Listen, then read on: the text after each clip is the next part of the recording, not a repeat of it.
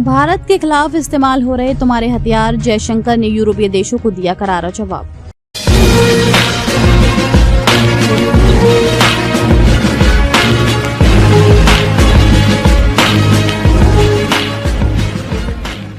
विदेश मंत्री एस जयशंकर ने रूस यूक्रेन युद्ध के बीच रूस से कच्चे तेल की खरीद पर पश्चिमी देशों द्वारा की जा रही भारत की आलोचनाओं का करारा जवाब दिया है। फिनलैंड में आयोजित कुलतारंता टॉक्स कार्यक्रम के दौरान विदेश मंत्री एस जयशंकर ने पश्चिमी देशों के दौरे रवैये को बेनकाब किया।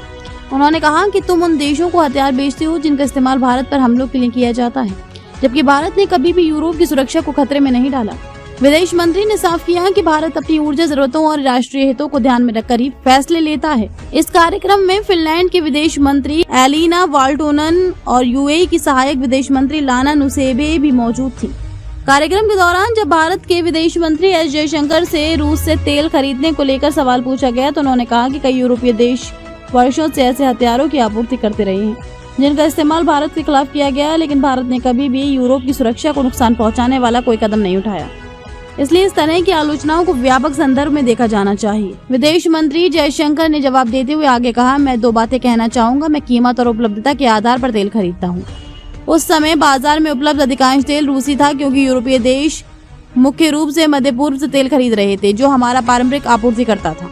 इसलिए परिस्थितियों ने हमें एक खास दिशा में धकेल दिया।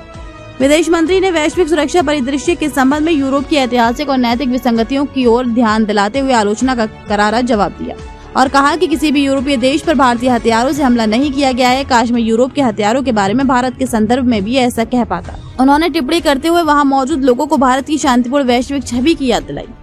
जयशंकर ने कहा कि वर्ष 2022 से पहले भारत रूस से सीमित मात्रा में तेल खरीदता था। उनके अनुसार वैश्विक तेल बाजार में स्थिरता बनाए रखने के उद्देश्य से उस समय खुद अमेरिका ने भारत से रूस से तेल खरीद जारी रखने का अनुरोध किया था।